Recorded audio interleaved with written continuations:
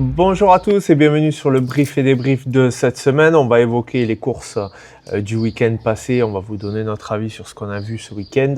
On va faire une petite analyse contextuelle comme on fait d'habitude et on va vous parler du week-end à venir. On va commencer ce week-end par un week-end chargé, notamment par le début de la compétition qui a été lancée pour le Trophée des As. Celle du Trophée de l'Avenir avait démarré la semaine d'avant, avec une course à Vendargues, une course qui était plutôt intéressante, avec une forte pression sur les taureaux qui a été quand même liée au duel Cadena et Catif et qui ont pesé quand même très lourd sur les taureaux. Oui, exactement. Les hommes ont été vraiment plus forts que les taureaux. Côté du Gros du Roi, on a vu une bonne sortie du taureau du Rousti. À piste du Rousti, ouais. Notamment une grosse action sur Emery Cassena en première partie. Et du taureau à Cariès aussi, qui est un étalon de la manade de Renault, qui a été plutôt intéressant. Et on va parler du coup de la course de Beaucaire. Alors Beaucaire, c'était la sortie de Ripart qui avait été absent de la fin de saison dernière. Là, c'était une reprise dans une arène plutôt difficile pour les taureaux, mais qui avantage plutôt des taureaux comme Ripart. Ouais, exactement. Une première partie un petit peu longue. Ouais. Et puis une deuxième partie avec l'entrée de Ripart qui s'est bien fait respecter, qui a tenu un petit peu la dragée haute au rasoteur, qui a été très très plaisant. Une bonne première sortie pour Ripart. Ensuite, Islero, qui a été impressionnant, surtout avec ses grandes cornes, qui a fait 2-3 actions, mais c'est surtout Camisard qui a donné du fil à retordre, qui a été très plaisant, et Pablo en fin de course qui a donné vraiment, qui a permis de finir cette course d'une très très bonne façon. Une course complète plutôt en seconde partie, première partie. Ouais, exactement. Un petit peu longue en première partie, puis en deuxième partie avec les taureaux comme Ripart, Camisard. Et Pablo, notamment, qui a été un cœur énorme, une quinzaine de coups de barrière où les rasoteurs ont vraiment pu s'exprimer et donner du coup beaucoup de plaisir au public. Et donc la prochaine journée du Muguet d'Or, ce sera donc le 3 mai avec la complète de Laurent. Exactement, c'est ça. La même complète qui était du côté d'Arles, qui avait été à Arles un peu en demi-teinte, mis à part le taureau Tadorne et le taureau Bajan qui seront à Beaucaire et qui risquent là aussi d'être un peu avantagés par l'espace et par la piste. Exactement, ouais. Ça risque de donner une bonne seconde partie très intéressante aussi du côté de Beaucaire.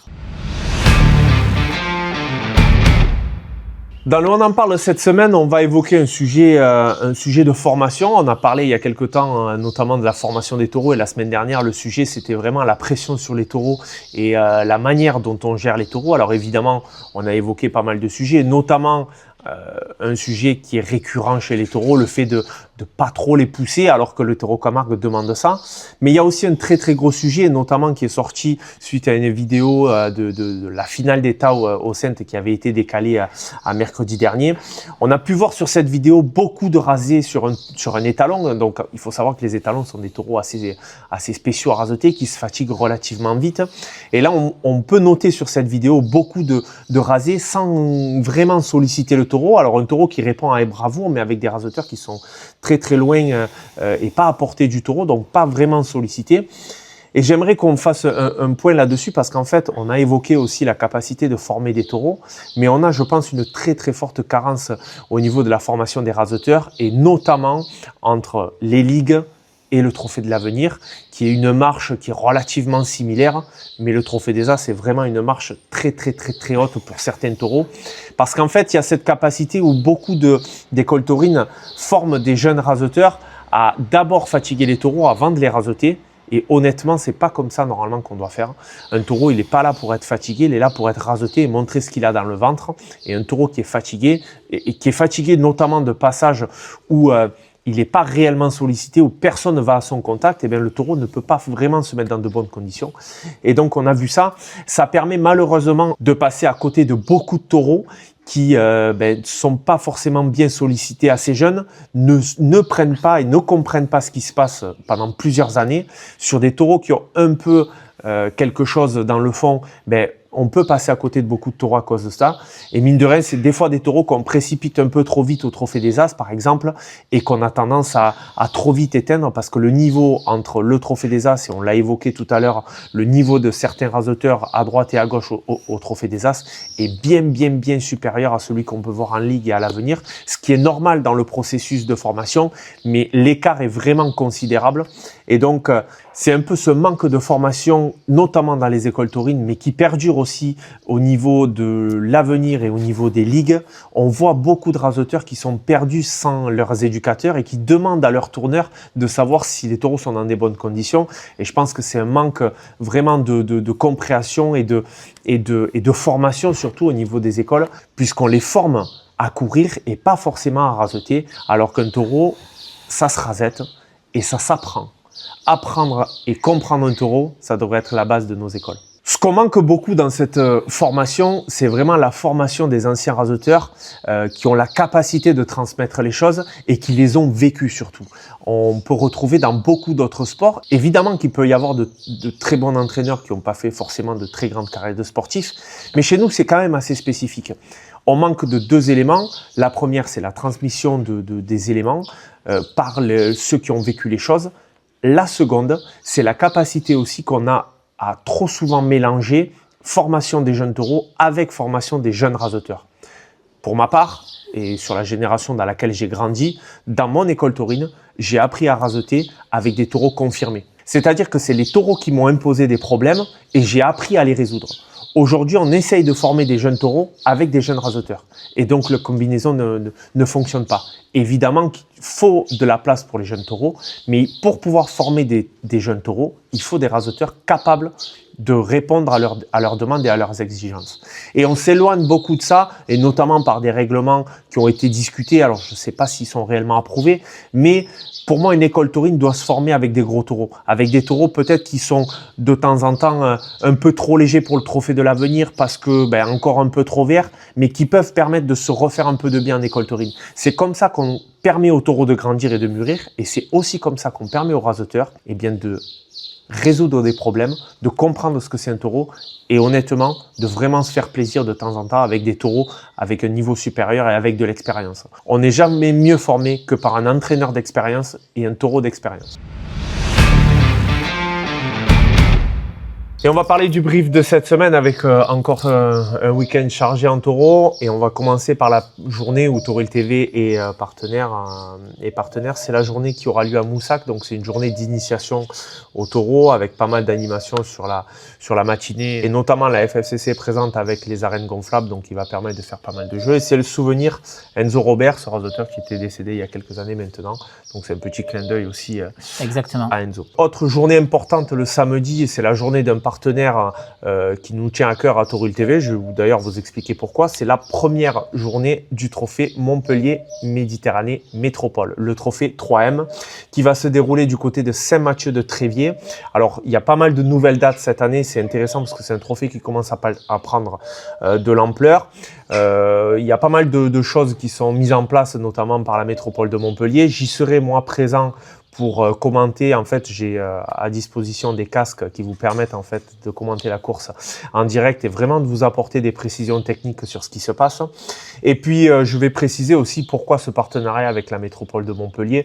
Je vous citerai d'autres partenariats qu'on a dans le courant de l'année. Mais le trophée métropole, c'est un trophée vraiment qui, depuis déjà plusieurs années, travaille à aller chercher vraiment de la qualité, à remettre vraiment du sens dans une compétition, et c'est pour ça que c'est une valeur en fait sur laquelle on compte beaucoup à Tauril TV, et c'est aussi pour ça, et on est très fiers d'accompagner la métropole de Montpellier sur cette partie-là, notamment en communication, mais aussi par mon apport technique sur différents sujets, que ce soit en interne dans les réunions et aussi sur la transmission que je peux apporter. Et c'est aussi pour ma part une satisfaction de pouvoir avoir la possibilité donnée par une métropole comme Montpellier, tout simplement de transmettre tout ce que j'ai appris moi en tant que raseteur et tout ce que je développe à des gens qui sont totalement novices. Donc voilà, ça sera du côté de samedi à Saint-Mathieu-de-Tréviers. On vous y attend, je vous y attends puisque j'y serai et ça sera une des premières recommandations de ce week-end à aller voir. Alors dimanche, pareil, beaucoup de courses. On a une course d'étalons pour ceux qui aiment aller voir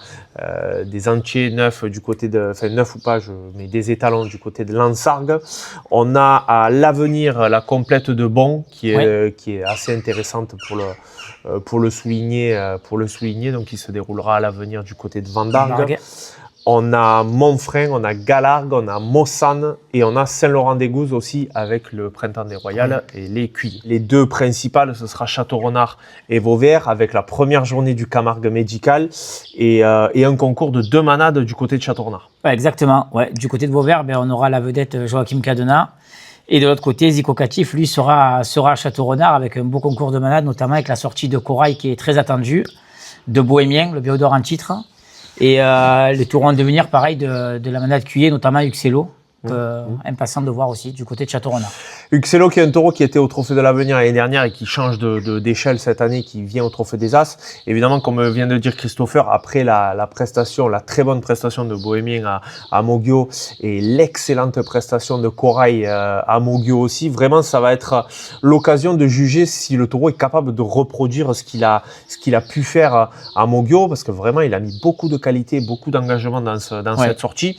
Château-Renard, c'est une piste un peu piège pour les taureaux, c'est assez complexe pour les raseteurs, mais ça peut l'être aussi pour les taureaux. Un taureau qui sait bien se placer à Château-Renard va poser d'énormes difficultés, mais un taureau qui aura tendance à un peu promener, à se décoller, sera forcément plus accessible.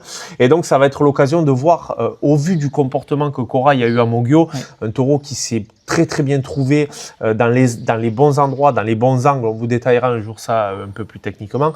Ça va être l'occasion de voir si le taureau trouve ces repères-là à Château-Renard et s'il arrive à se défendre de manière aussi qualitative que ce qu'il a fait à Moguio. Exactement. Donc une course clé pour le taureau Corail. Côté raseteur, c'est intéressant aussi de noter le retour de François Martin. Retour de François Martin après un petit mois de blessure. Donc il sera fort intéressant de voir, notamment que Château, c'est une arène qui lui convient assez bien. Et hâte de le revoir aussi en piste. C'est un raseteur qui permet aussi de débloquer des situations et ça va permettre aussi, puisque Zico puisse aussi de temps en temps se libérer un peu du poids des responsabilités sur certaines problématiques des taureaux. Donc une équipe de raseteurs costaud des deux côtés. Ça va permettre un peu de tirer normalement la course vers le haut, si François la prend aussi à son avantage. Dans tous les cas, n'hésitez pas, si vous avez des questions, vous nous les laissez en commentaire, vous nous les faites passer par message comme vous souhaitez. On vous remercie de nous suivre, parce que vous êtes de plus en plus nombreux à suivre cette émission. Merci beaucoup d'ailleurs. Et merci à vous pour vos messages. Et puis on se retrouve pour le brief et débrief de la semaine prochaine. Merci Christo et merci à vous tous. Merci, bonne journée, bon week-end Taurin.